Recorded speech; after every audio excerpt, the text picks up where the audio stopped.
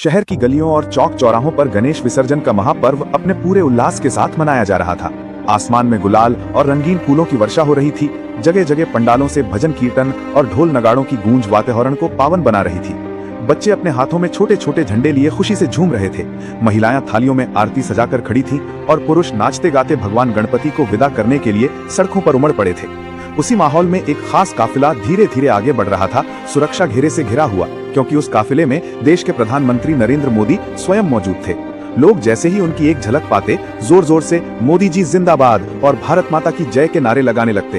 भीड़ उमंग और श्रद्धा में डूबी हुई थी, लेकिन इस भारी भीड़ और उत्सव के बीच खड़ी थी एक युवती, अंकिता, जिसने खाकी वर्दी पहन रखी थी।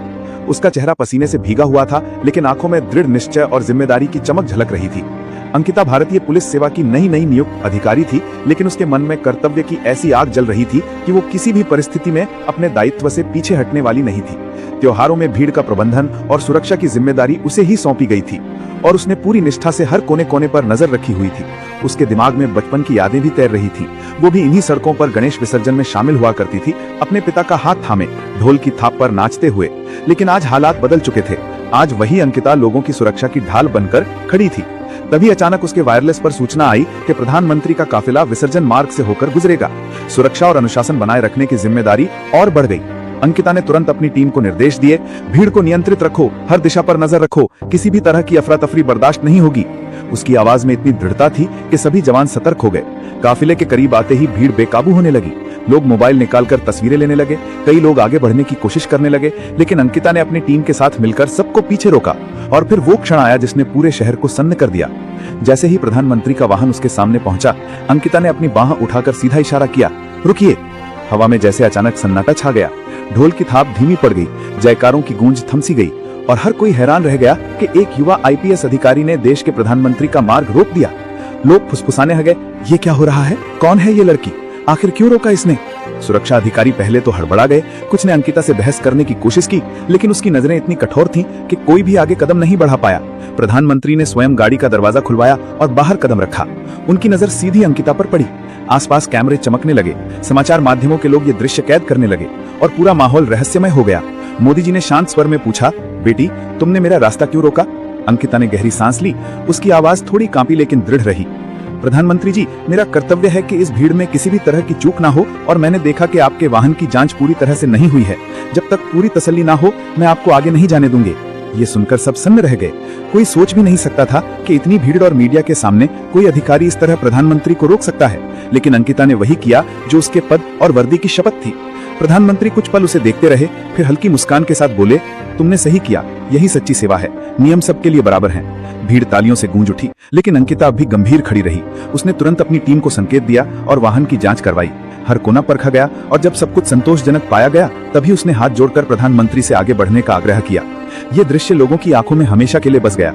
एक तरफ प्रधानमंत्री का संयम और दूसरी तरफ एक युवा आईपीएस अधिकारी का साहस। ये कहानी उस दिन से ही लोगों के दिलों में अमर हो गई और अंकिता का नाम हर गली कूचे में गूंजने लगा कि वो लड़की जिसने गणेश विसर्जन में मोदी जी को रोका और फिर भी सम्मान पाया। भीड़ में कानाफूसी का शोर बढ़ता जा रहा था। हर किसी के मन में सवाल उठ रहा था कि आखिर एक युवा आईपीएस अधिकारी अंकिता ने प्रधानमंत्री मोदी जी को रोककर ऐसा क्या संदेश दिया। कैमरों की चमक से पूरा मार्ग रोशन हो गया था। हर चैनल का संवाददाता अपने अपने स्टूडियो से सीधे प्रसारण करने लगा था। देश की राजधानी में गणेश विसर्जन के बीच अभूतपूर्व दृश्य। एक महिला अधिकारी ने प्रधानमंत्री का काफिला रोका, आखिर वजह क्या है? इस तरह की हेडलाइन लगातार गूंज रही थी। वहीं मोदी जी की निगाहें अंकिता पर ही टिकी थीं। उनकी आंखों में न गुस्सा था, न असहजता, बल्कि एक गहरी जिज्ञासा थी।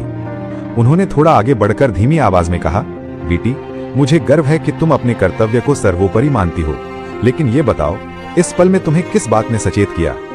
अंकिता ने गहरी सांस लेकर जवाब दिया, प्रधानमंत्री जी, मैंने भीड़ के बीच कुछ अजनबी चेहरों को देखा। उनकी हरकतें सामान्य नहीं लगी और आपकी गाड़ी की तलाशी भी पूरी तरह से नहीं हुई थी। अगर जरा सी भी चूक हो जाती तो न जाने क्या हो सकता था। मेरे लिए ये उत्सव और राजनीति से ऊपर देश की सुरक्षा है। उसकी बात सुनते ही चारों ओर खामोशी छा गई। लोग एक दूसरे की ओर देखने लगे, मानो उनके दिल में अंकिता के लिए सम्मान और बढ़ गया हो। लेकिन सुरक्षा घेरे में खड़े कुछ वरिष्ठ अधिकारी असहज हो गए। उनमें से एक ने धीरे से कहा, अंकिता, तुम्हें प्रोटोकॉल समझना चाहिए। ये प्रधानमंत्री का काफिला है, हर जांच पहले से पूरी होती है। तुमने ऐसा करके नियम तोड़ा है। अंकिता ने तुरंत पलटकर दृढ़ स्वर में उत्तर दिया, प्रोटोकॉल का मतलब ये नहीं कि आंखें मूंद ली जाएं। जब तक मैं आश्वस्त नहीं हो जाती, मेरी जिम्मेदारी अधूरी रहती है और मैं अपनी शपथ से पीछे नहीं हट सकती। ये सुनकर मोदी जी ने हाथ उठाकर अधिकारियों को चुप करवा दिया और कहा, अगर हर अधिकारी अपनी जिम्मेदारी इतनी गंभीरता से निभाए तो देश और मजबूत होगा। ये शब्द सुनते ही भीड़ तालियों से गूंज उठी, लेकिन इसी बीच मीडिया ने इस घटना को सनसनी बना दिया। कुछ चैनल इसे लोकतंत्र में जवाबदेही का प्रतीक बता रहे थे, तो कुछ इसे प्रधानमंत्री के अपमान के रूप में दिखा रहे थे। सोशल मीडिया पर भी बहस छिड़ गई। कोई अंकिता को वीरांगना कह रहा था, तो कोई उसके खिलाफ टिप्पणी कर रहा था। उधर अंकिता के मन में एक ही विचार घूम रहा था, अगर मैंने अपनी ड्यूटी ठीक से नहीं निभाई होती और कुछ अनहोनी हो जाती तो। इस सवाल ने उसे और मजबूत बना दिया। तभी उसके वायरलेस पर खबर आई कि भीड़ में वाकई संदिग्ध लोग पकड़े गए हैं, जिनके पास से कुछ खतरनाक सामान बरामद हुआ है। ये खबर सुनकर सबकी सांसें थम गईं। अधिकारी भागते हुए वहां पहुंचे और संदिग्धों को गिरफ्तार कर लिया गया। अंकिता ने बिना समय गवाए मीडिया को कोई बयान नहीं दिया, बल्कि सीधे प्रधानमंत्री से कहा, अब आप सुरक्षित आगे बढ़ सकते हैं। मोदी जी ने गंभीर भाव से सिर हिलाया और कहा, तुम्हारे साहस ने आज शायद देश को बहुत बड़ी त्रासदी से बचा लिया। ये सिर्फ कर्तव्य नहीं, बल्कि सच्ची देशभक्ति है। लोग जयकार करने लगे, भारत माता की जय और अंकिता जिंदाबाद के नारे गूंजने लगे। ये दृश्य इतना अद्भुत था कि जिसने भी देखा वो भूल नहीं सका। अगले ही दिन सुबह देश के हर अखबार की सुर्खियों में यही लिखा था, गणेश विसर्जन में प्रधानमंत्री को रोका, आईपीएस अंकिता बनी साहस की मिसाल। राजनीतिक गलियारों में हलचल थी। कुछ लोग इसे सुरक्षा तंत्र की नाकामी कह रहे थे, तो कुछ इसे महिला शक्ति और ईमानदारी की विजय मान रहे थे। लेकिन जनता के दिल में अंकिता की छवि एक निडर रक्षक की बन चुकी थी, जिसने दिखा दिया कि सच्चा कर्तव्य किसी पद या व्यक्ति के आगे झुकता नहीं है, बल्कि देश की रक्षा के लिए हर सीमा लांघ जाता है। गणेश विसर्जन का जुलूस अब धीरे धीरे आगे बढ़ रहा था, लेकिन शहर की हवा में अभी भी उस घटना की गूंज बाकी थी। हर तरफ अंकिता का नाम लिया जा रहा था। गिरफ्तार हुए संदिग्धों को जब नजदीकी थाने लाया गया, तो उनके पास से कुछ ऐसे दस्तावेज और इलेक्ट्रॉनिक उपकरण बरामद हुए जिन्होंने पूरे सुरक्षा तंत्र को हिला दिया। ये कोई सामान्य भीड़ में घुसपैठ नहीं थी, बल्कि सोची समझी साजिश थी। उनका मकसद विसर्जन जैसे पावन अवसर का इस्तेमाल कर देश की शांति को भंग करना था और प्रधानमंत्री को निशाना बनाना था। ये खबर जैसे ही अंकिता तक पहुंची, उसके दिल की धड़कन तेज हो गई, लेकिन आंखों में दृढ़ता और बढ़ गई। उसे लगा कि उसकी सतर्कता ने सचमुच लाखों जानें बचा ली। वरिष्ठ अधिकारी पहले तो उसके खिलाफ कार्यवाही पर विचार कर रहे थे, लेकिन अब सबकी जुबान बंद हो गई थी, क्योंकि अंकिता ने वही किया था जो एक सच्चा प्रहरी करता है।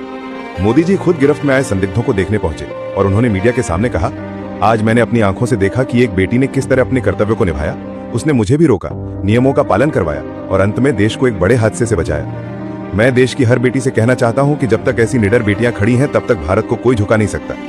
ये सुनते ही भीड़ में गगनभेदी नारे गूंजने लगे, अंकिता जिंदाबाद, भारत माता की जय, जय श्री गणेश। अंकिता की आंखों में आंसू छलक आए, लेकिन उसने तुरंत सिर झुकाकर कहा, प्रधानमंत्री जी, मैंने तो बस अपनी ड्यूटी निभाई है। असली नायक तो वो गणपति बप्पा है, जिनके आशीर्वाद से सब सुरक्षित है। ये विनम्रता सुनकर मोदी जी ने आगे बढ़कर अंकिता के कंधे पर हाथ रखा और कहा, तुम्हारे जैसे अधिकारी ही लोकतंत्र की असली ताकत है। उधर मीडिया ने इस घटना को ऐतिहासिक करार दिया। अगले ही दिन संसद से लेकर सड़क तक चर्चा थी कि एक युवा महिला आईपीएस अधिकारी ने निडर होकर प्रधानमंत्री तक को नियमों का पालन करवाया। विपक्ष ने इसे सिस्टम की नाकामी बताने की कोशिश की, लेकिन जनता ने इसे नई भारत की ताकत कहा। महिलाएं अंकिता को अपना आदर्श मानने लगी। कई माता पिता ने अपनी बेटियों से कहा, देखो यही है असली साहस, यही है सच्चा कर्तव्य। स्कूलों और कॉलेजों में उसकी कहानी पढ़ाई जाने लगी। अखबारों में संपादकीय छपे कि अगर हर अधिकारी अंकिता जैसा ईमानदार और निडर हो जाए तो भ्रष्टाचार और लापरवाही की कोई जगह न बचे। अंकिता का जीवन बदल गया, लेकिन वो पहले जैसी ही सादगी से अपने काम में जुटी रही। उसने कभी नाम और शोहरत का लालच नहीं किया, बस इतना चाहा कि देश सुरक्षित रहे और न्याय हमेशा जीवित रहे। उसकी मां ने जब टीवी पर मोदी जी के मुंह से अपनी बेटी की तारीफ सुनी तो आंखों से आंसू बह निकले। गांव में उसके पिता ने मंदिर जाकर भगवान गणेश को धन्यवाद दिया और जनता ने उसे एक नए प्रतीक के रूप में अपनाया।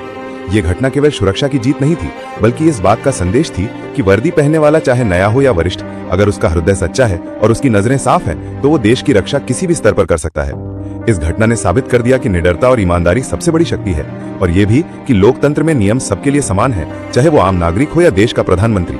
उस दिन जब गणपति बप्पा की मूर्ति समुद्र की लहरों में विसर्जित की गई, हर किसी ने महसूस किया कि ये सिर्फ भगवान की विदाई नहीं, बल्कि देश के लिए एक नई सीख भी है। साहस और कर्तव्य का दीपक हर दिल में जलना चाहिए।